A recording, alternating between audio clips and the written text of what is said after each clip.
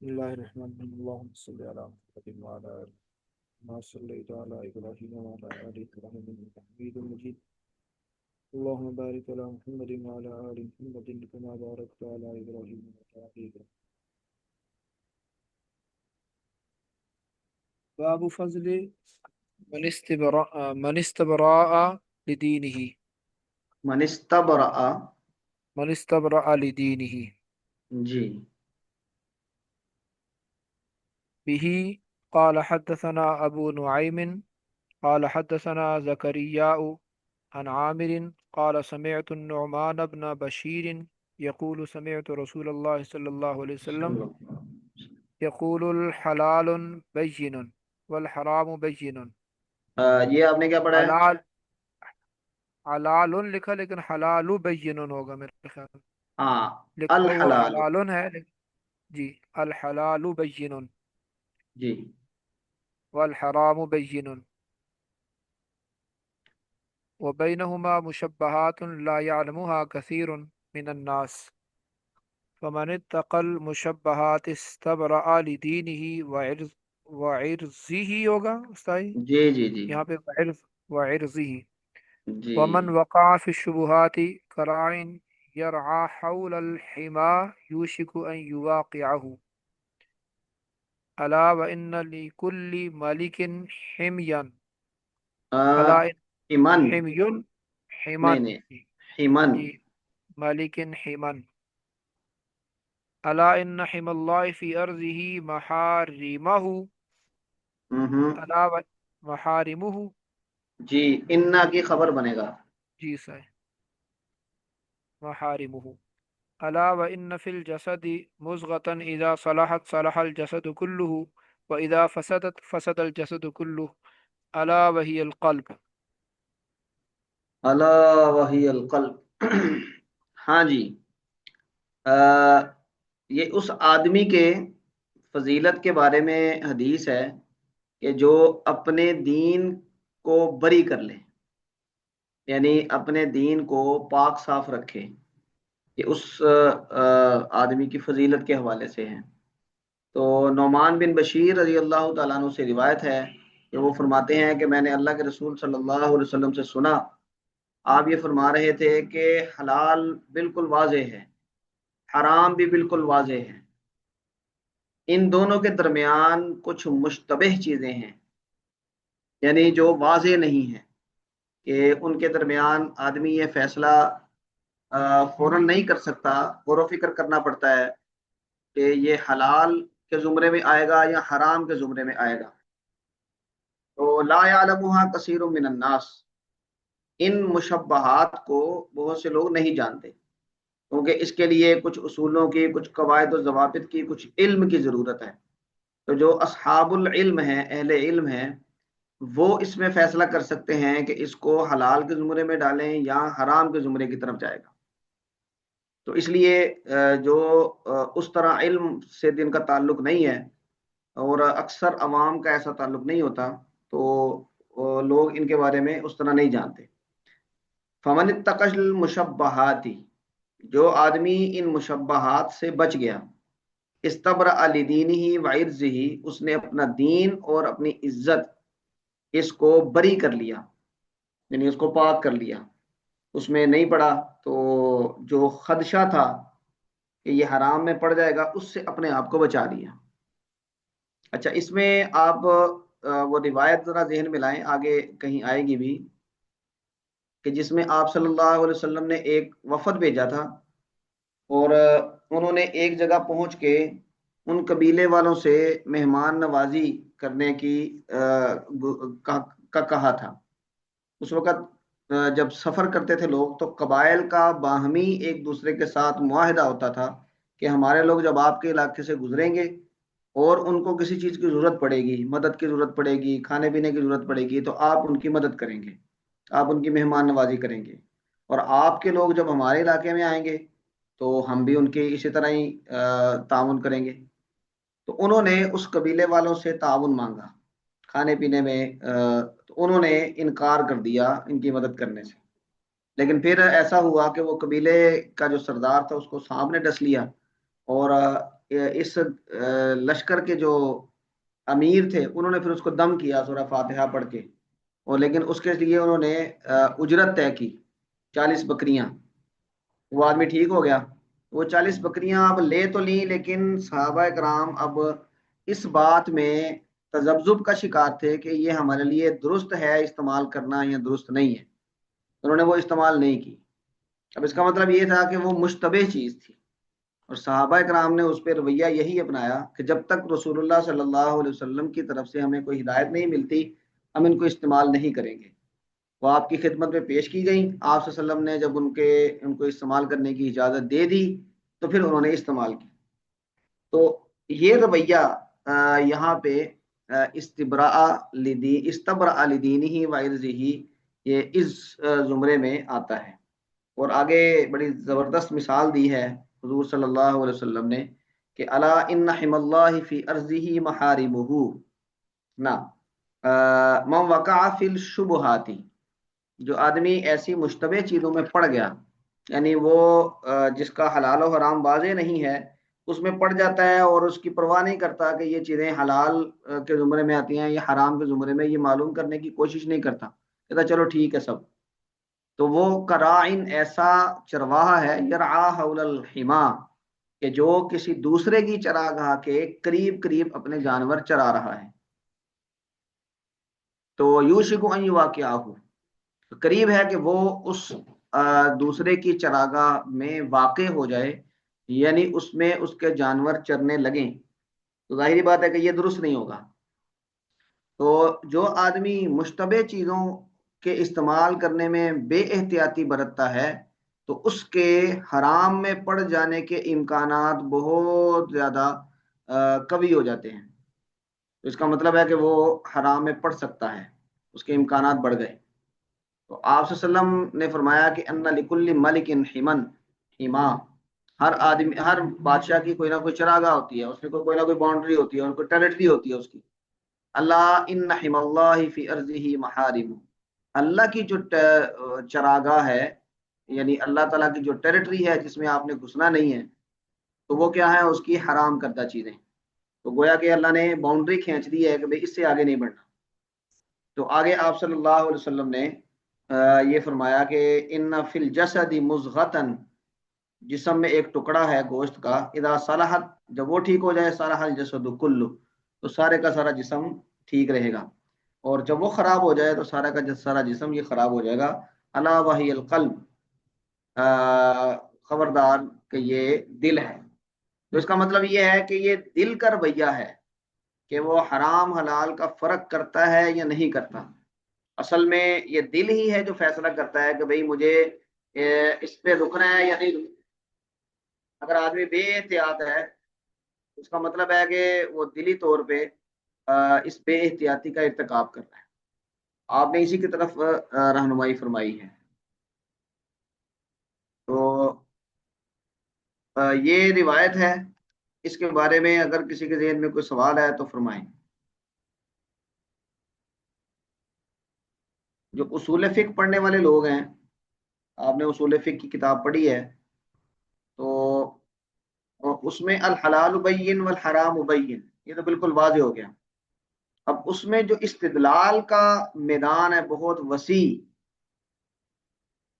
وہ بینہما مشبہات، یہ جو حلال و حرام کے درمیان والے درجات ہیں، حلال کے بھی اور حرام کے بھی، یہ ساری کی ساری جولان گاہ اصول فقہ کی وہ ہے۔ گویا کہ آپ اصول فقہ آپ کو وہ دائرہ فراہم کرتا ہے، وہ فریم ورک دیتا ہے کہ جس کے ذریعے آپ استدلال کر کے تو مشبہات کا فیصلہ کرتے ہیں کہ ہم نے اس پر عمل کرنا ہے یا نہیں کرنا ہے، اس کو چھوڑنا ہے یا اس کو عمل میں لے آنا ہے۔ یہ بڑی یعنی اس حوالے سے اصول فقہ کے حوالے سے بڑی بنیادی حدیث ہے۔ ہاں جی، کسی کے ذہن میں کوئی سوال ہو؟ جی استاد جی، ایک سوال یہ ہے کہ جو قرآن کے اندر جہاں پہ قلب کی بات کی گئی ہے، جی تو بعض علماء کہتے ہیں کہ یہ یہاں پہ روح کا قلب مراد ہے، جیسے کہ ام علی قلوب اقفالها یا رانا علی قلوبہم، اس طرح کے جو الفاظ وغیرہ ہیں، تو یہاں پہ کھلا یہ بالکل واضح اشارہ ہے کہ یہ ایک مضغہ ہے، یعنی کہ تو اس میں کیا تطبیق کیا ہے اس کی؟ ہاں جی، دیکھیں دل اصلاً اگر اس کا کوئی سالڈ ورژن دیکھا جائے تو وہ تو گوشت کا ٹکڑا ہی ہے نا. اسی طرح اگر دماغ کو دیکھا جائے تو وہ ایک پلپلا سا مواد ہی ہے. لیکن اس میں جو احساسات اور جذبات اور یہ پورا جہان اللہ نے پیدا کیا ہے، تو یہ کوئی ویژول چیز نہیں ہے. اس کی کوئی سالڈ شکل آپ نہیں کر سکتے. اس لیے یہ کہہ دیا جاتا ہے کہ یہ جو اس دل کی روح ہے اس کو مخاطب کیا گیا. لیکن کچھ احادیث سے یہ بھی یعنی مترشح ہوتا ہے کہ اسی دل پر ہی کوئی نہ کوئی ایسی تبدیلی آتی ہے جو ویژول بھی ہوتی ہے. مثلا وہ حدیث میں آیا کہ جب کوئی آدمی گناہ کرتا ہے تو اس کے دل پہ ایک نقطہ لگ جاتا ہے. پھر وہ گناہ کرتا جاتا ہے، توبہ نہیں کرتا، نقطے لگتے لگتے اس دل سے ہو جاتا ہے، اور پھر اس میں کوئی حق کی بات جاتی نہیں ہے، یعنی اس کو اپیل نہیں کرتی. تو یہ دونوں چیزیں ساتھ ساتھ ہی چلیں گی کہ اللہ تعالیٰ نے ایک ٹکڑا بنایا ہے. اب جب ہم کوئی گڑبڑ کرنے لگتے ہیں تو دل دھڑ دھڑ دھڑ دھڑ دھڑکنے لگتا ہے، نبض تیز ہو جاتی ہے، سانس پھول جاتا ہے. تو یہ تو ساری چیزیں ویژول ہیں. لیکن وہ پھولتا کیوں ہے؟ کیونکہ اندر کوئی کھچڑی پک رہی ہوتی ہے. تو وہ کھچڑی کہاں پک رہی ہے؟ وہ جذبات ہیں، احساسات ہیں، آپ اس کو روح کہہ لیں. تو یہ تعلق ہے اس کا. اب دل کی جو یعنی ظاہری دھڑکن ہے وہ بند ہو جائے تو بندہ گیا، روح بھی گئی، اللہ اللہ خیر صلی اللہ، کام ختم. تو اس کو ڈائمینشن ہے کہ آپ کس طرح لیتے ہیں. آپ اس کو ظاہری معنی میں لیتے ہیں تو وہ گوشت کا ٹکڑا ہے، اور اگر آپ اس کو روح کے سینس میں یا اس سینس میں لیتے ہیں تو پھر آپ اس کو روح وغیرہ بھی کہہ سکتے ہیں. ہاں جی آصف صاحب. جی سر، ٹھیک ہے سر۔ اچھا جی، اگلی روایت پڑھیں جی. یہ وفد عبد القیس والی روایت ہے. جی، باب اداء الخمس من الایمان. به ہم، قال حدثنا علي بن الجعد قال أخبرنا شعبة عن أبي جمرة جی قال كنت أقعد مع ابن عباس يجلسني على سريرة فقال أقم عندي اللہ یجلسنی، سري على سريرة. نہیں نہیں نہیں، سریری ہی۔ ہاں سريره ٹھیک ہے، اپنی چار سريری. پائی پر، اللہ جی ٹھیک، سریری ہی، سریر چار سريره. پائی کو کہتے جی ٹھیک. ہیں. ہاں جی. يجلسني على سريره فقال أقم عندي حتى أجعل لك سهما من مالي. فأقمت معه شهرين ثم قال إن وفد عبد القيس لما أتوا النبي صلى الله عليه وسلم قال من القوم أو من الوفد؟ قالوا ربيعة. قال مرحبا بالقوم أو بالوفد غير خزايا ولا ندامة. فقالوا يا رسول الله صلى الله عليه وسلم إنا لا نستطيع أن نأتيك إلا في الشهر الحرام ہم، وبيننا وبينك هذا الحي من كفار مضر ہم، فمرنا بأمر فصل نخبر به من وراءنا وندخل به الجنة. فسألوه عن الأشربة فأمرهم بأربع ونهاهم عن أربع. ہم. أمرهم بالإيمان بالله وحده. قال أتدرون ما الإيمان بالله وحده؟ قالوا الله ورسوله أعلم.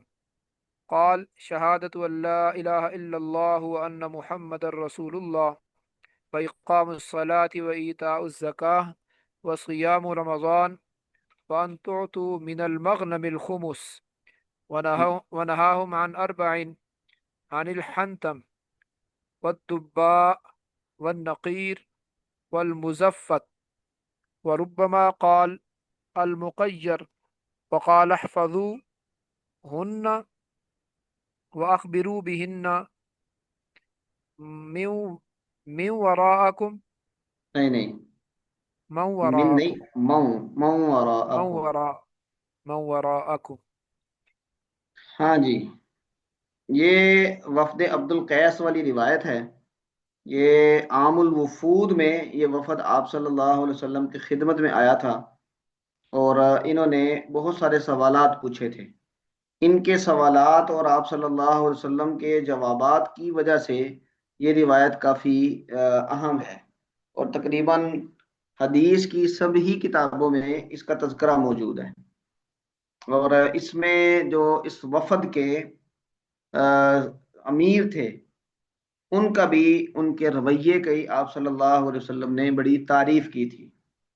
تو جب وہ وفد آیا تھا تو آپ صلی اللہ علیہ وسلم سے ملاقات کا اشتیاق تھا انہیں. آپ صلی اللہ علیہ وسلم جب اس وفد کے سامنے آئے تو وفد کے باقی لوگ اپنی سواریاں ویسے ہی چھوڑ کے، سامان اوپر لدا ہوا ہے، سواری باندھی نہیں ہے، اور جس حالت میں ہیں سفر کی حالت میں، تو اسی طرح آپ صلی اللہ علیہ وسلم کی طرف لپکے آپ سے ملاقات کے لیے. لیکن جو اس وفد کے امیر تھے، انہوں نے تسلی کے ساتھ اپنی سواری باندھی، اپنی حالت درست کی، اپنا سامان سنبھالا، اور پھر وقار کے ساتھ چلتے ہوئے آپ صلی اللہ علیہ وسلم کی خدمت میں حاضر ہوئے.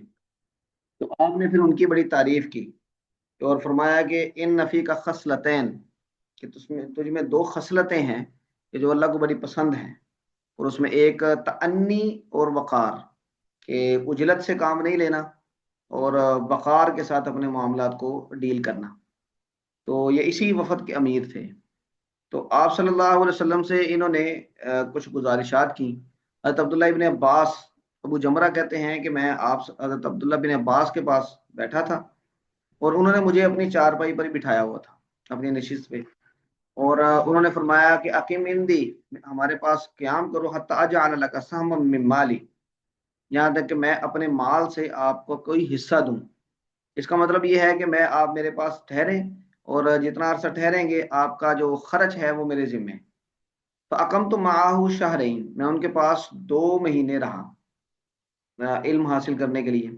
ثم قال، پھر یعنی اب یہ روایت کر رہے ہیں ابو جمرہ ابن عباس رضی اللہ تعالیٰ عنہ سے. تو انہوں نے فرمایا کہ اب وفد عبد القیس جب آپ صلی اللہ علیہ وسلم کے پاس آیا، آپ نے ان سے پوچھا من القوم او من الوفد، یہ قوم کون سی ہے، یہ کون سا وفد ہے، قبیلہ کون سا ہے، کہاں سے آئے. انہوں نے کہا کہ ربیعہ، ہم ربیعہ قبیلے کے لوگ ہیں. تو آپ نے فرمایا مرحبا بالقوم او بالوفد، غیر خزایا ولا ندامہ، نہ ہی آپ کو کوئی شرمندگی ہوگی اور نہ ہی آپ کو رسوا کیا جائے گا. خزایا رسوائی سے ہے اور ندامہ ندامت سے. تو یہ اس وقت مہمان کو خوش آمدید کہنے کے الفاظ تھے. جس طرح ہم کہتے ہیں نا اہلاً وسہلاً، یہ بھی عربی کے الفاظ ہیں. مرحباً ہم کہتے ہیں جی آیا نو. تو اس طرح کے یہ الفاظ ہیں کہ آپ یہاں پہ اپنے گھر ہی آئے ہیں، آپ کو یہاں کوئی رسوائی نہیں ہوگی، اور یہاں رہ کے آپ کو کوئی شرمندگی نہیں اٹھانی پڑے گی. تو غیر خزایا ولا ندامہ، آپ صلی اللہ علیہ وسلم نے یہ ان کو گویا کہ ویلکم کیا. فقالوا یا رسول اللہ، اب انہوں نے کچھ سوالات پوچھے. ان سوالات میں سے کچھ امام بخاری نے یہاں پہ ذکر کیے ہیں. انہوں نے پہلے یہ کہا کہ انا لا نستطيع ان ناتيك الا في الشهر الحرام، ہم علاقہ ان کا کیونکہ دور تھا تو انہوں نے کہا کہ ہم آپ کے پاس حرمت والے مہینوں میں ہی آ سکتے ہیں، کیونکہ اس میں راستے پرامن ہوتے تھے. حج کی تیاری، حج کے آنے جانے، حاجیوں کے احترام میں جو لوٹ مار ہوا کرتی تھی یا قبیلوں کی آپس میں لڑائیاں ہوتی تھیں، وہ ان حرمت والے مہینوں میں رک جایا کرتی تھی. تو راستے پرامن ہونے کی وجہ سے ہم آپ کے پاس بس انہی مہینوں میں آ سکتے ہیں. اس کا مطلب ہے کہ آپ کی خدمت میں ہم بار بار نہیں آ سکتے. اور وجہ کیا ہے، بیننا و بینک ھذا الحی من کفار مضر، کہ مضر قبیلہ یہ مشہور تھا اپنی لوٹ مار میں. تو وہ ایک روایت آپ نے سنی ہوگی کہ جب آپ صلی اللہ علیہ وسلم نے فرمایا کہ ایک عورت چلے گی زیورات سے لدی پھندی، دور سے آئے گی اور وہ خانہ کعبہ کا طواف کرے گی اور پھر واپس چلی جائے گی، اور اس کو کوئی نظر اٹھا کے نہیں دیکھے گا، اللہ تعالیٰ ایسا من. تو اس وقت سننے والوں نے یہ کہا تھا کہ اچھا یہ مضر کے جو لٹیرے ہیں وہ کہاں پھر جائیں گے، کیا وہ مر جائیں گے سارے. تو مضر یہ معروف تھا وہاں پہ لوٹ مار میں. تو انہوں نے کہا کہ ہم اگر دیگر مہینوں میں آتے ہیں تو یہ مضر کے کفار یہ ہمیں نہیں چھوڑیں گے. فمرنا بامر فصل، تو ہمیں کوئی ایسی بات، تفصیلی بات بتا دیں کہ جس کو ہم اپنے بعد والوں کو جا کے بتائیں اور اس پر عمل کریں، ہم جنت میں چلے جائیں۔ تو آپ صلی اللہ علیہ وسلم نے پھر ان کو بہت ساری ہدایات دی۔ ان میں انہوں نے پوچھا کہ انل اشربا، مشروبات کے بارے میں پوچھا، کیونکہ وہاں پر شراب یہ مشروبات میں شامل تھی اور یہ عام پلائی جاتی تھی، تو ان کے بارے میں انہوں نے پوچھا۔ تو آپ نے ان کو 4 چیزوں کا حکم دیا اور 4 چیزوں سے منع کر دیا۔ تو آپ نے پہلے حکم دیا الایمان باللہ وحدہ، اللہ پر ایمان، توحید، اور پھر اس کی تعریف کی کہ ایمان کیا ہے تم جانتے ہو؟ انہوں نے کہا کہ اللہ و رسولہ عالم، اللہ اور اس کے رسول بہتر۔ تو آپ نے فرمایا کہ اس بات کی گواہی دینا ایمان۔ اب امام بخاری کا جو استدلال ہے وہ یہاں سے ہے، اس کتاب الایمان کے نسبت سے کہتے ہیں یہاں پر آپ نے ایمان کی تفصیل بتائی ہے، اور اس میں اقامت صلاۃ، ایتاء زکوٰۃ، صیام رمضان، یہ سارے اعمال کا تذکرہ کیا ہے۔ تو اس کا مطلب ہے کہ اعمال ایمان کا حصہ ہیں۔ تو آپ نے فرمایا کہ اللہ لا الہ الا اللہ اور محمد رسول اللہ کی گواہی دینا، نماز قائم کرنا، زکوٰۃ دینا، روزہ رکھنا، اور تم مال غنیمت میں سے 5واں حصہ بیت المال میں جمع کرواؤ گے، یہ ایمان ہے۔ اب اس کا مطلب ہے کہ یہاں پر بیت المال میں مال غنیمت میں سے 5واں حصہ جمع کروانا بھی ایمان کا حصہ ہے۔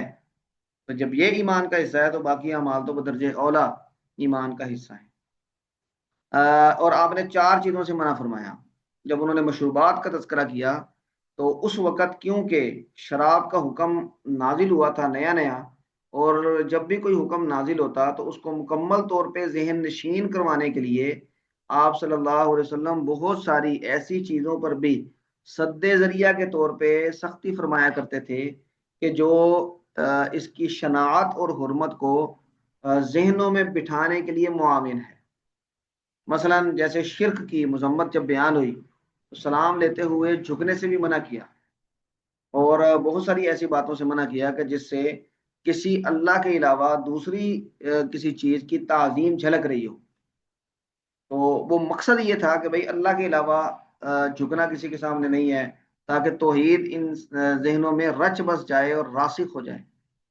تو اسی طرح کا معاملہ جب شراب یعنی حرام ہوئی تو آپ نے اس کی حرمت کو ذہنوں میں راسخ کرنے کے لیے، اور اس کی جو عادت لوگوں کو پڑ چکی تھی، اس سوسائٹی میں رائج تھی، اس کو ذرا اکھاڑنے کے لیے تو آپ نے بڑی چیزوں پر تاکید فرمائی۔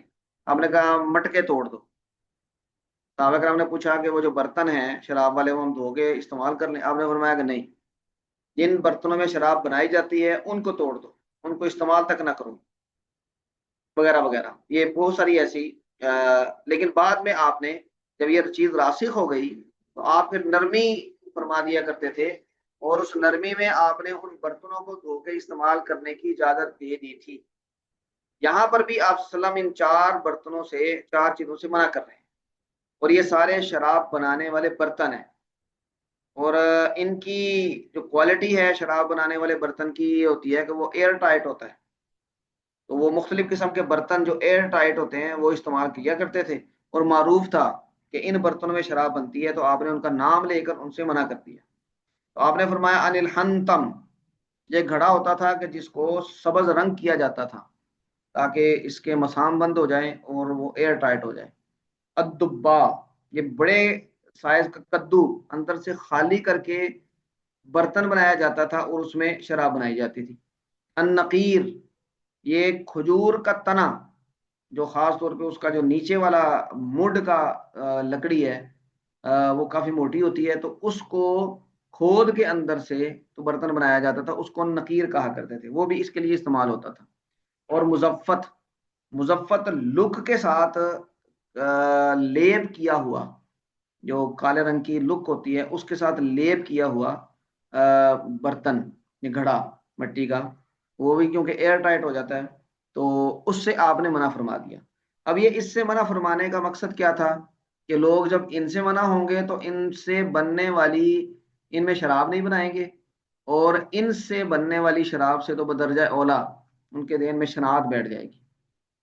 تو ربما قال، کبھی یہ بھی فرمایا المقیر، یہ نقیر کی جگہ پہ مقیر کہا، ایک ہی معنی ہے دونوں کا، یعنی کھجور کے تنے کو کھود کے اس کا برتن بنانا۔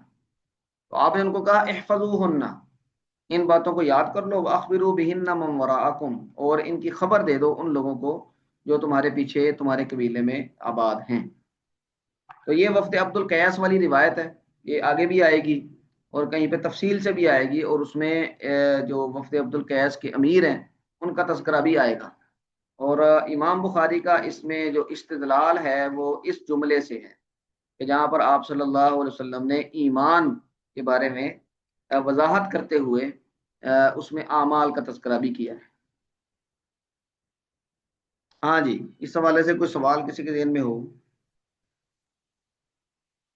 تو جی اس میں بھی حج کا ذکر نہیں آیا، تو یہ اس میں بھی کوئی اور ترک ہے جس میں حج کا ذکر ہے جیسے وہ پیچھے تھا؟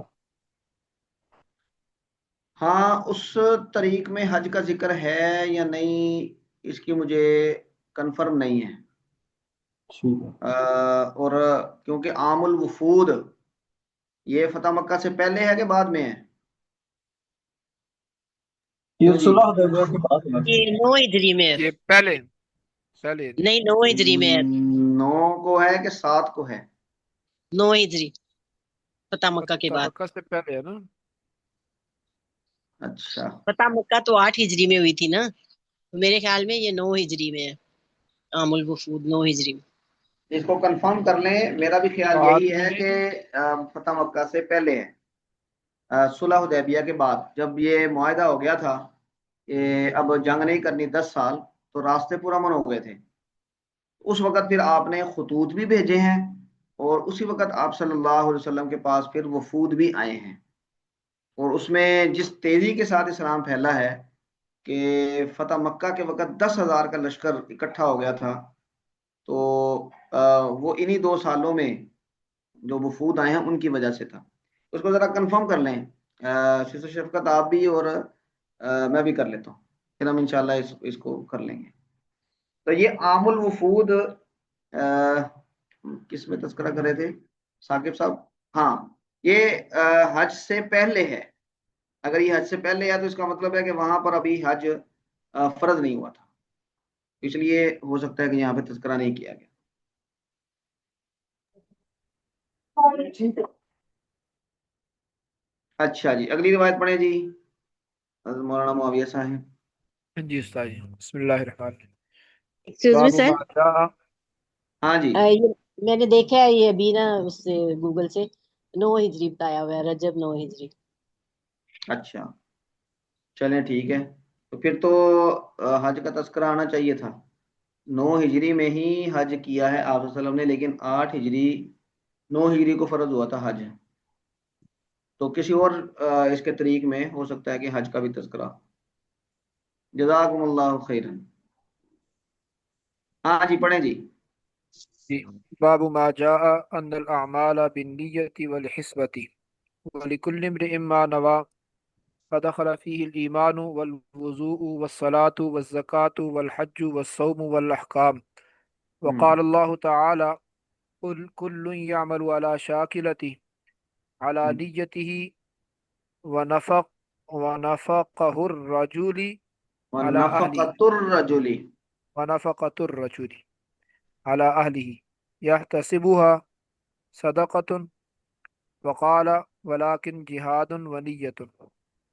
جی، به قال حدثنا عبد الله بن مسلمة قال أخبرنا مالك عن يحيى بن سعيد عن محمد بن إبراهيم عن علقمة بن وقاص عن عمر أن جی، رسول الله صلى الله عليه وسلم قال الأعمال بالنية ولكل امرئ ما نوى، فمن كانت هجرته إلى الله ورسوله فهجرته إلى الله ورسوله، ومن كانت هجرته لدنيا يصيبها أو امرأة يتزوجها فهجرته إلى ما هاجر إليه.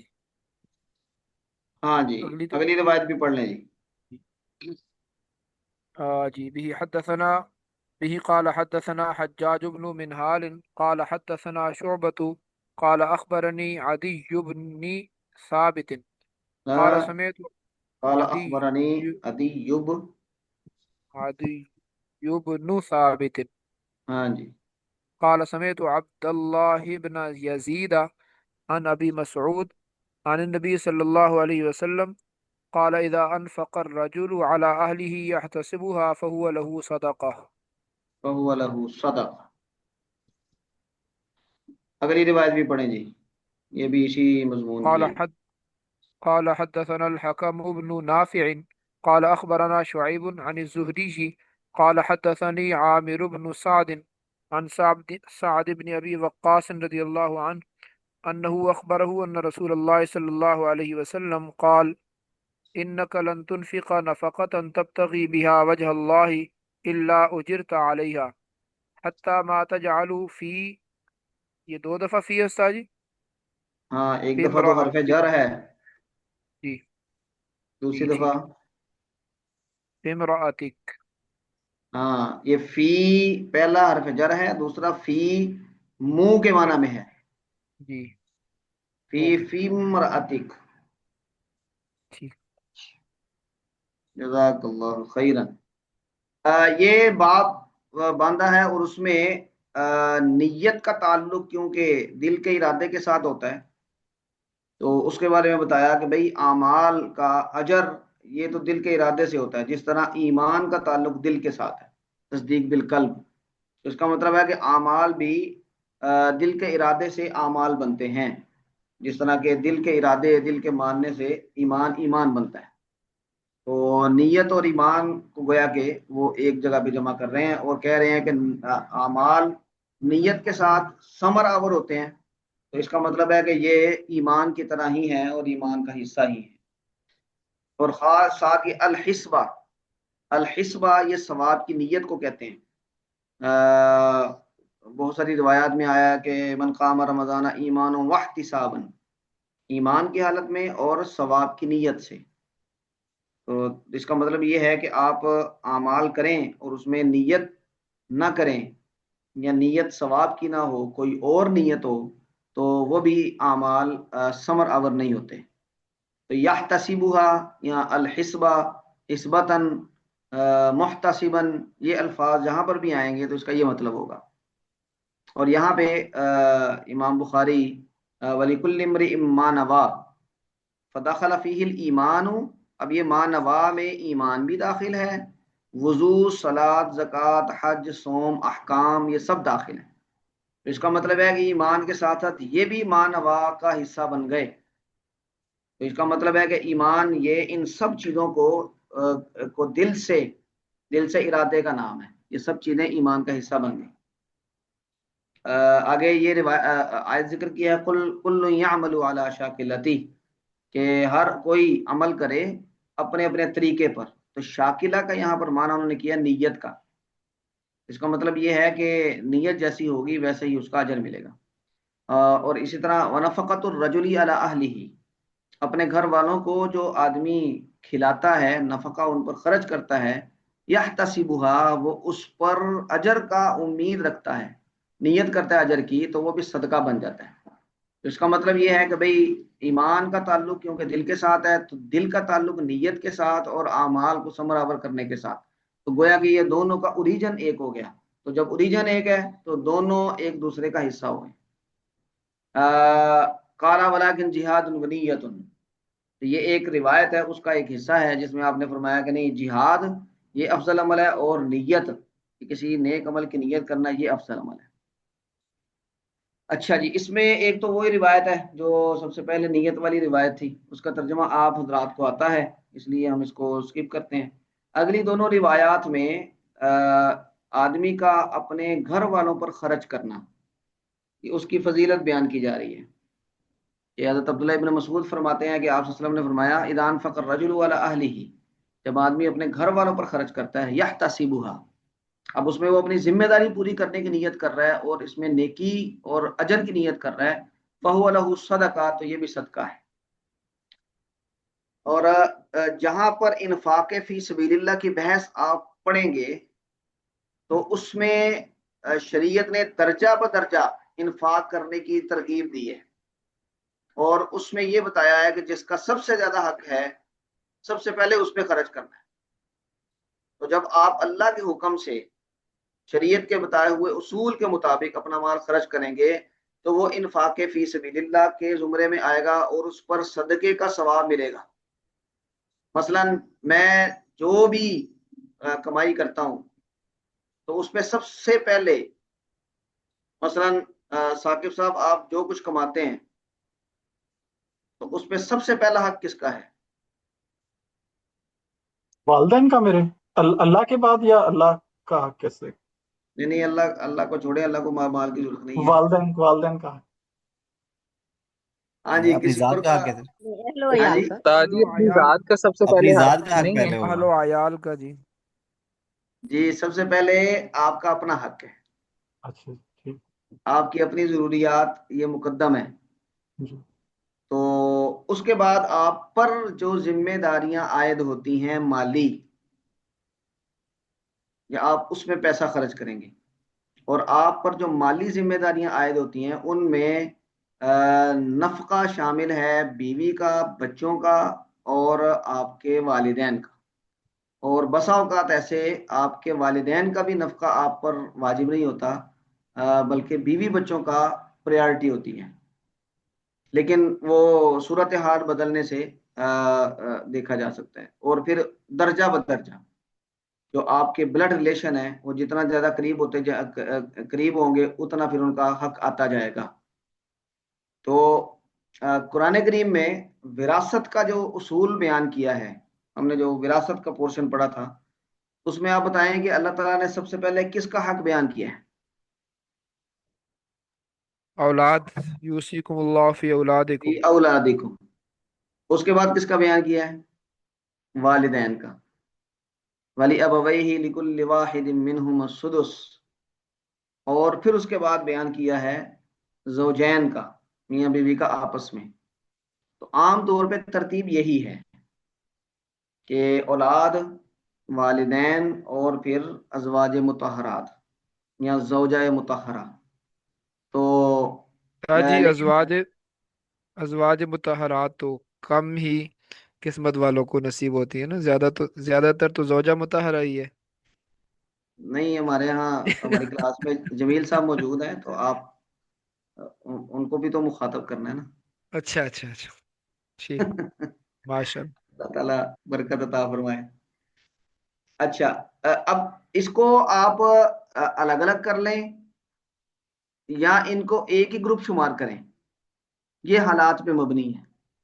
مثلا بسا اوقات ایسے ہوتا ہے کہ والدین متمول ہوتے ہیں، ان کو اپنے خرچے وغیرہ کے لیے ضرورت نہیں ہوتی آپ کی کفالت کی، تو اس وقت گویا کہ آپ ایک قسم کے بری ہو گئے، کیونکہ ان کو ضرورت نہیں ہے، وہ خود مالدار ہیں، یا ان کا خرچہ کسی اور طرف سے پورا ہو رہا ہے، آپ کے سے خرچ لینے کی ان کو ضرورت نہیں ہے، تو پھر آپ کے اس پہلی ذمہ داری میں آپ کے بیوی بچے آئیں گے۔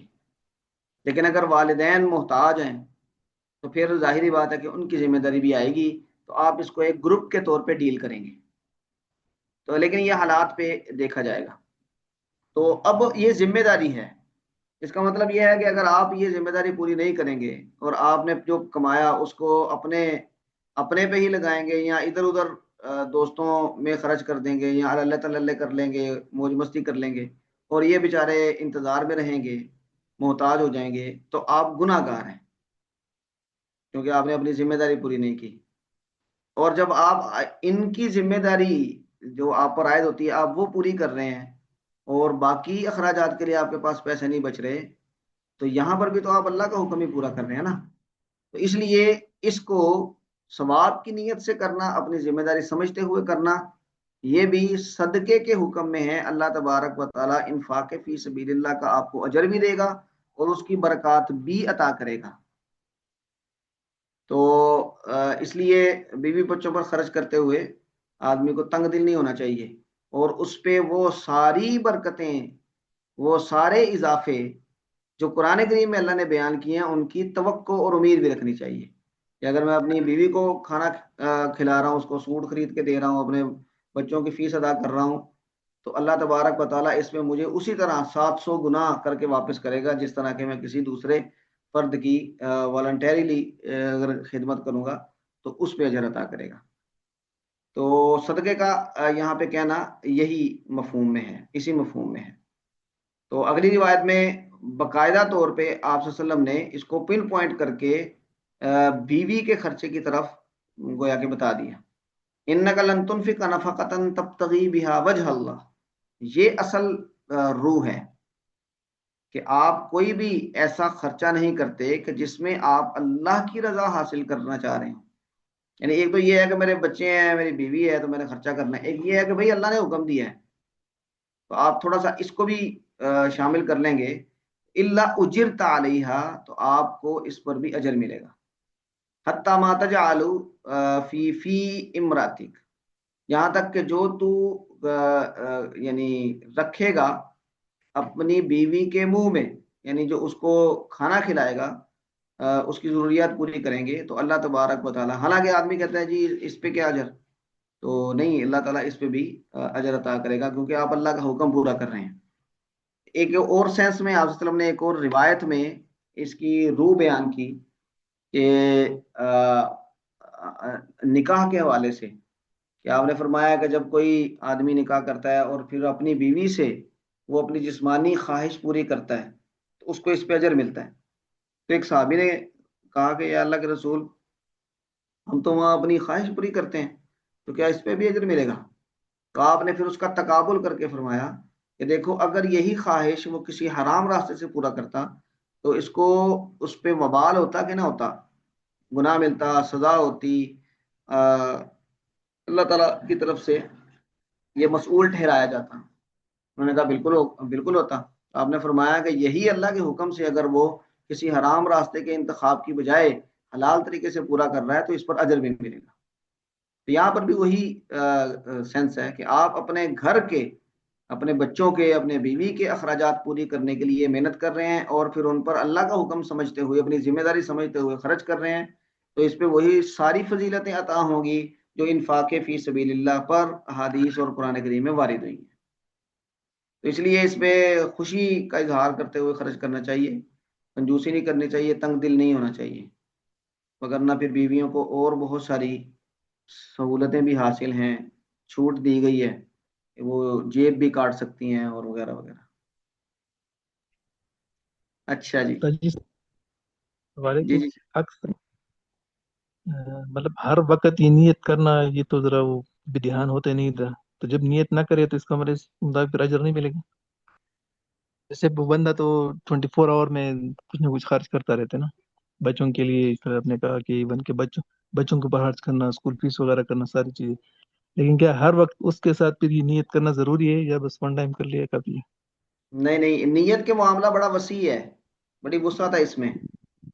آپ نے کوئی عمل شروع کرنے سے پہلے نیت کر لی، مثلا آپ نے شادی کی ہے، نکاح ہوا ہے، اور آپ یہ نیت کر رہے ہیں کہ بھائی میں اللہ کے حکم کے مطابق اس خاتون کے اور میری جو اولاد آگے نسل چلے گی، میں اس کی ساری ذمہ داریاں پوری کروں گا، یہ نیت آپ کی ساری زندگی کے لیے کافی ہے۔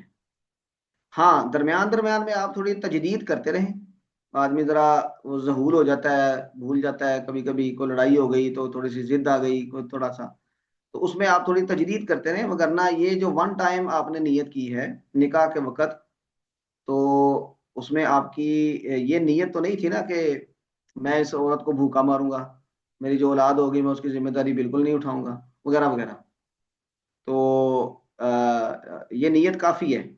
ہاں، اس کی تجدید کرتے رہیں، جب مناسب سمجھیں، جب کبھی کوئی موقع آ جائے تو اس کی تجدید کر لیں، لیکن یہ نیت کافی ہے۔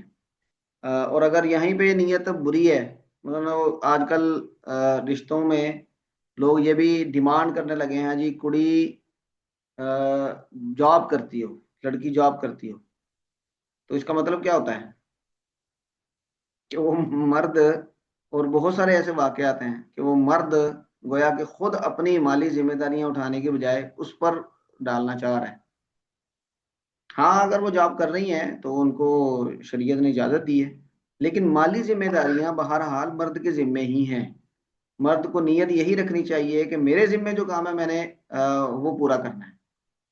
ہاں، وہ آپ کا ہاتھ بٹائیں گی، سہولت ہوگی ذرا، تو یہ الگ گویا کہ بونس ہے، لیکن آج کل تو باقاعدہ طور پہ اس کی وہ ہو گئی ہے یعنی ڈیمانڈ کی جانے لگی ہے جی لڑکی جو ہے جاب کرتی ہو، تو بہرحال اس سے نیت میں فرق پڑ سکتا ہے۔ جی شاہ ولی صاحب، ایکسکیوز می میں سر، کرنا شروع جی یہ شاہ نا ولی صاحب ایک منٹ ذرا، شاہ ولی صاحب کی بات پوری ہو جائے۔ جی جی استاد جی، شکریہ جی، ہو گیا، کلیئر ہو جی۔ اچھا جی، جی سسٹر شفقت فرمائیں، معذرت۔ جی، ابھی آپ جو بات کر رہے تھے، تو یہ ہمارے سامنے نیبرز ہیں، تو انہوں نے اپنی بچی کی شادی کی ہے عید کے بعد، چھوٹی عید کے بعد۔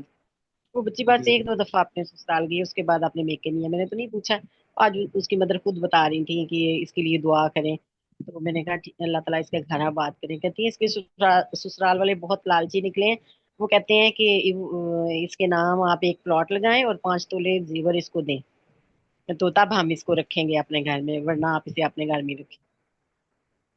یہ بہت اب پہلے تو لوگ اس کو بڑا معیوب سمجھتے تھے، کچھ برادریوں میں سنا تھا کہ کوئی اس طرح کا رواج ہے داماد کو گاڑی دینے کا اور یہ اور وہ، لیکن عمومی نہیں تھا۔ لیکن ابھی اس کا رواج کافی پڑتا جا رہا ہے، صلی اللہ پاک رحم کرے۔ ہمارے پڑوس میں 2-3 گھر چھوڑ کے ایک لڑکی ہے، وہ ایک ہی بیٹی ہے، غریب لوگ ہیں، تو ایک ہی بیٹی ہے، تو ان کے ایک مکان ہے، ایک چھوٹا سا پلاٹ تھا، تو انہوں نے اس کی شادی کی پہلے، پھر وہ طلاق ہو گئی، پھر شادی کی، پھر طلاق ہو گئی، پھر شادی کی، پھر طلاق ہو گئی، ابھی اس کے 23 سال ہو گئے، اب وہ چوتھی دفعہ کوئی رشتہ وغیرہ دیکھ رہے ہیں، اور ہر دفعہ جو وجہ بنی وہ یہی لالچ تھی، کیونکہ میں ان کے معاملات میں کافی شریک رہا ہوں، مشورے وغیرہ میں، تو وہ وجہ یہی تھی کہ وہ لڑکے کی نظر اس لڑکی پر نہیں تھی، بلکہ والدین بوڑھے ہیں، بیمار ہے ماں، اسی پر تھا کہ یہ جو اس کے نام پہ گھر ہے یہ اس کو کوئی ادھر ادھر کریں۔ تو بہرحال یہ کوئی اچھی بات نہیں ہے، مرد پہ اللہ نے ذمہ داری ڈالی ہے، تو اس پہ اگر مالدار خاتون سے شادی ہو جائے تو یہ ایک ایکسٹرا نعمت ہے۔ آپ صلی اللہ علیہ وسلم کی حضرت خدیجہ سے شادی ہوئی تھی، تو حضرت خدیجہ کے مال سے آپ صلی اللہ علیہ وسلم کو بڑا فائدہ ہوا، لیکن کیا آپ صلی اللہ علیہ وسلم نے ان کے ساتھ زبردستی کی تھی؟ زبردستی نہیں کی تھی، بلکہ حضرت خدیجہ نے خود آپ صلی اللہ علیہ وسلم کے سپرد کیا تھا، اور آپ ان کا یہ احسان ساری زندگی دہراتے رہے، اور یہ فرمایا کہ بھئی اس احسان کا بدلہ تو اللہ ہی دے گا، کہ خدیجہ نے اپنے اس کے مال، حضرت خدیجہ کی شخصیت اور ان کے مال سے جو مجھے فوائد حاصل ہوئے، اللہ تبارک و تعالیٰ ان کو جزا دے گا۔ اس کا مطلب ہے کہ یہ بیوی کی طرف سے ایک قسم کی احسان ہے، لیکن ذمہ داری نان نفقے کی وہ بہرحال مرد پہ ہی ہے، اور اگر وہ اپنی ذمہ داری سمجھتے ہوئے، اللہ کا حکم سمجھتے ہوئے اس کو ادا کرے گا، تو اللہ اس میں مدد بھی کرے گا، برکت بھی ڈالے گا، اور ثواب بھی عطا کرے گا۔ ہاں جی، مولانا معاویہ صاحب یہ پڑھیں جی، بس یہ 2 آخری احادیث ہیں، اس کے بعد ہم یہ کتاب العلم کی ایک حدیث پڑھیں گے برکت کے لیے، جی اگلی کلاس میں انشاءاللہ اس کو پڑھیں جی گے ٹھیک ہے۔ برکت۔ بسم اللہ الرحمن الرحیم۔ باب قول النبی صلی اللہ علیہ وسلم الدین النصیحہ للہ ولرسولہ ولأئمة المسلمین وعامتہم ولی رسول ہی، ولأئمة تل نہیں ہوگا، کیوں؟ ائمتل ہوگا، ہاں لی ہے نا پیچھے، لی ولرسولہ ولأئمة المسلمین وعامتہم وعا، وقوله ماتیہم، ہاں جی یہ لی اس لام کی، ذلی کے وجہ سے، جی ٹھیک ہے۔ آگے، وقوله تعالی اذا نصحوا للہ ورسولہ، ہوں به قال حدثنا مسدد قال حدثنا يحيى عن إسماعيل قال حدثني قيس بن أبي حازم عن جرير بن عبد الله قال بايعت رسول الله صلى الله عليه وسلم على إقام الصلاة وإيتاء الزكاة والنصح لكل مسلم اگلی روایت قال بھی پڑھیں۔ قال حدثنا أبو النعمان قال حدثنا أبو عوانة عن زياد بن علاقة قال سمعت جرير بن عبد الله يقول يوم مات المغيرة بن شعبة قام فحمد الله وأثنى عليه وقال عليكم باتقاء الله وحده لا شريك له والوقار والسكينة حتى يأتيكم أمير فإنما يأتيكم الآن ثم قال استعفوا لأميركم فإنه كان يحب العفو ثم قال أما بعد فإني أتيت النبي صلى الله عليه وسلم قلت أبايعك على الإسلام اوبا، اوبا یہ متکلم کا جی صیغہ ہے۔ جی أبايعك على الإسلام فشرط علي والنصح لكل مسلم فبايعته على هذا ورب هذا المسجد إني لناصح لكم ثم استغفر ونزل ونزل، یہ حضرت مغیرہ بن شعبہ رضی اللہ تعالیٰ عنہ کی وفات کے وقت کی باتیں ہیں، تو اس کی تفصیل انشاءاللہ ہم اگلی کلاس میں دیکھیں گے۔ یہ آپ صلی اللہ علیہ وسلم کا فرمان کہ الدین، دین کیا ہے۔ اب اس پورے باب میں آپ نے ایمان، اسلام، دین، یہ سارے کا سارا مترادف کے طور پہ استعمال کیا ہے امام بخاری رحمۃ اللہ علیہ نے۔ تو یہاں پر بھی وہ الدین کو ایمان، اسلام کے معنی میں استعمال کرتے ہوئے کہہ رہے ہیں کہ الدین النصیحۃ للہ ولرسولہ ولائمۃ المسلمین وعامتہم۔ تو گویا کہ یہ النصیحہ، خیر خواہی، یہ بھی ایمان کا حصہ ہے، تو مدعا وہی ہے ان کا، وہ یہاں سے وہ ثابت کرنا چاہ رہے ہیں۔ تو یہاں پہ سب سے پہلے جریر بن عبداللہ، وہ ان کی روایت مختصر ذکر کی ہے، کہتے بایعت رسول اللہ صلی اللہ علیہ وسلم علی اقام الصلاۃ، میں نے آپ صلی اللہ علیہ وسلم کے ہاتھ پر بیعت کی نماز کی اقامت، یعنی نماز قائم کرنے، زکوٰۃ دینے اور ہر مسلمان کے ساتھ خیر خواہی والا سلوک کرنے پر۔ تو بیعت کا یہاں پر یہ بیعت کون سی تھی، کون سی لگتی ہے بیعت؟ بیعت اسلام لگتی ہے کہ بیعت اصلاح لگتی ہے؟ کیوں جی حضرات علماء کرام؟ بیعت اسلام ہے صحیح۔ ہاں جی، یہ بیعت آپ صلی اللہ علیہ وسلم، بیعت اسلام کا بھی تذکرہ ہو سکتا ہے کہ آپ صلی اللہ علیہ وسلم جب کسی مسلمان کسی آدمی کو کلمہ پڑھایا کرتے تھے تو اس سے بیعت لیتے تھے، بیعت اسلام، تو اس میں کچھ چیزوں کا تذکرہ فرمایا کرتے تھے، اس میں شہادتین کا تذکرہ تھا اور کچھ اعمال کا تذکرہ ہوتا تھا، تو اسی میں یہ آپ صلی اللہ علیہ وسلم نے وَالنُّصْحِ لِكُلِّ مُسْلِمٍ کا بھی تذکرہ کیا ہو، کیونکہ اس کی بھی ضرورت تھی اس وقت مسلمانوں کے آپس میں تعلقات کے حوالے سے، تو اس کا تذکرہ کیا۔ تو بیعت اصلاح بھی ہو سکتی ہے، آپ صلی اللہ علیہ وسلم بیعت اصلاح بھی فرمایا کرتے تھے۔ اچھا، اچھا استاد جی، اس میں ایک سوال ہے کہ بیعت کا طریقہ کیا ہوتا تھا، یعنی کہ وہ ہاتھوں میں ہاتھ دے کے اسی طریقے سے بیعت کرتے تھے یا مختلف کوئی طریقہ ہوتا تھا؟ ہاں جی، یہ ہاتھوں میں ہاتھ دینے والا طریقہ بھی یعنی مروی ہے، اور یہ بھی مروی ہے خاص طور پہ خواتین کے حوالے سے کہ آپ ایک پیالے میں اپنا ہاتھ ڈالتے اور خواتین کی طرف بھیج دیتے پانی، اور وہ خواتین اس میں وہ پانی اپنے ہاتھ کو لگاتی یا اس پیالے میں ہاتھ ڈالتی، اور اسی طرح کپڑا، لمبا کپڑا جو ہے اس کو پکڑ کے، اس کا مطلب ہے کہ یہ جو ٹچ ہے بیعت کے وقت، ہاتھ میں ہاتھ دینا، اس کی کوئی نہ کوئی صورت رائج تھی آپ صلی اللہ علیہ وسلم کے بیعت لینے میں بھی۔ اور بیعت رضوان کا جہاں پہ تذکرہ ہے، بیعت جہاد کا، وہاں پر تو ید اللہ فوق ایدیہم، وہاں پر باقاعدہ روایات میں مذکور ہے کہ صحابہ کرام آتے تھے اور آپ صلی اللہ علیہ وسلم کے ہاتھ پر ہاتھ رکھ کے بیعت فرماتے تھے، اور پھر اللہ تبارک و تعالیٰ، بلکہ حضرت عثمان کی طرف سے آپ صلی اللہ علیہ وسلم نے خود اپنا ہاتھ اپنے دوسرے ہاتھ پہ رکھ کے یہ کہا تھا کہ یہ بیعت عثمان کی طرف سے ہے۔ اس کا طریقہ یہ تھا آپ صلی اللہ علیہ وسلم کی، اور ایسا بھی تھا کہ کسی کو کلمہ پڑھایا ہے اور کلمہ پڑھا کے بس کچھ باتوں کا اقرار کر لیے، یہ بھی تھا۔ ہاں جی آصف صاحب، اچھا جی، جی استاد جی، بہتر ہو گیا، جزاک اللہ خیر۔ اب یہ جریر بن عبداللہ جو اوپر والی روایت میں خود اپنی بیعت کا تذکرہ کر رہے ہیں، وہی حضرت مغیرہ بن شعبہ ان کی بتا رہے ہیں کہ میں نے मुगीरा बिन शोबा को जिस दिन उनकी वफात हुई उस दिन सुना। गोया कि उन्होंने हजरत मुगीरा बिन शोबा ये सियासतदान है। हजरत मुगीरा बिन शोबा का तस्करा करना चाहिए, इनका तस्करा हमें क्लास में जरा डिटेल से करना चाहिए। तो अगली क्लास में कोई इनका तस्करा पढ़ के आगे तो छोटी सी प्रेजेंटेशन दे सकता है, दिलचस्प होगी। हमारी तारीख में, सियासी तारीख में इनका बड़ा किरदार है। मौलाना जुबैर साहब अगर आप हिम्मत करें तो मौजूद हैं? वो नहीं है, मैं कर दूंगा उस्ताद। अच्छा ठीक है जी।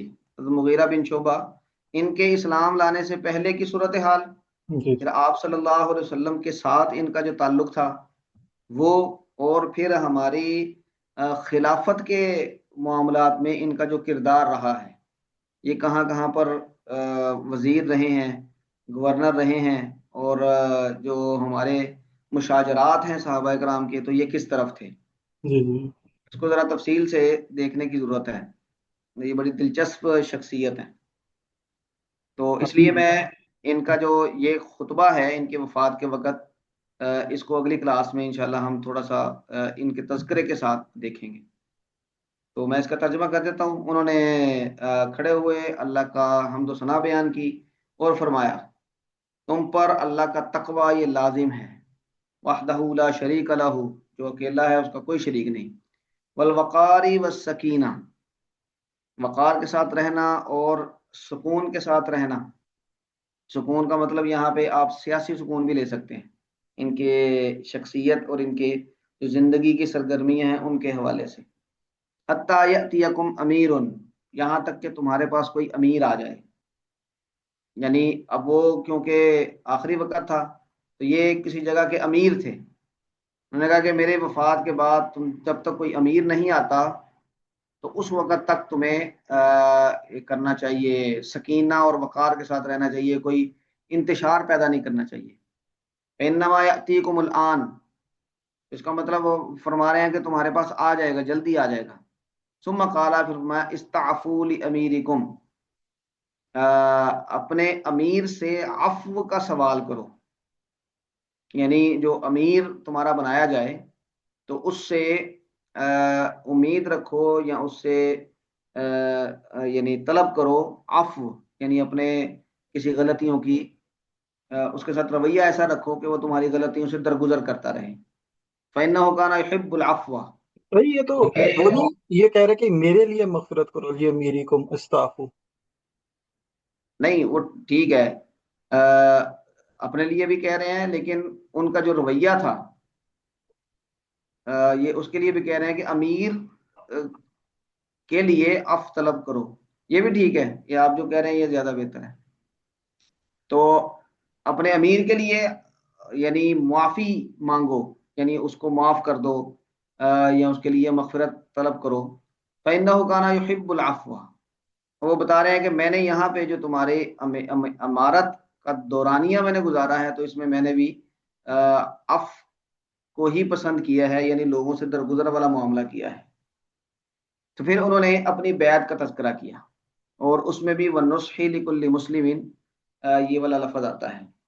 तो कहते हैं कि फ़ैनी अतईतुन नबी सल्लल्लाहु अलैहि वसल्लम, मैं आप सल्लल्लाहु अलैहि वसल्लम के पास आया, कुल तो मैंने ये कहा, उबाय्युका अलल इस्लाम, मैं आप पर इस्लाम की बैत करता हूँ, आपके हाथ पर। फशरत अलैया, तो आपने मुझ पर शर्त लगाई, वनुस्ही लिकुल्लि मुस्लिमिन, यानी आप सल्लल्लाहु अलैहि वसल्लम ने उनकी बैत लेते हुए ये उनसे इकरार लिया कि आप हर मुसलमान की खैर खाही चाहेंगे। तो मैंने उन आप सल्लल्लाहु अलैहि वसल्लम से इस पर बैत कर ली और आगे कसम उठाई, वरब्बि हादल मस्जिद इन्नी लनासिहुन लकुम, इस मस्जिद के रब की कसम है कि मैं तुम्हारे लिए खैर खा हूँ।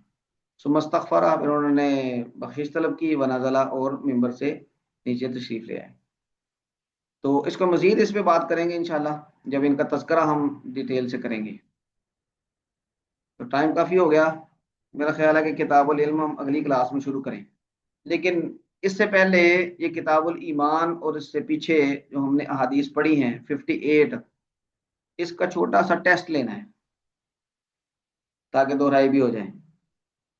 तो वो टेस्ट की नोयत क्या होगी कि आपने عبارت پڑھنی ہے بغیر اعراب کی عبارت، اور اس کا ترجمہ کرنا ہے، بس یہ ٹیسٹ ہے۔ تو اگلے ہفتے میں کسی ایک کلاس میں، یعنی یا ہفتے کو یا اتوار کو ہم طے کر لیں گے گروپ میں، تو اس میں انشاءاللہ العزیز اس کا مختصر سا ٹیسٹ ہوگا۔ ٹھیک ہے جی حضرات علماء کرام،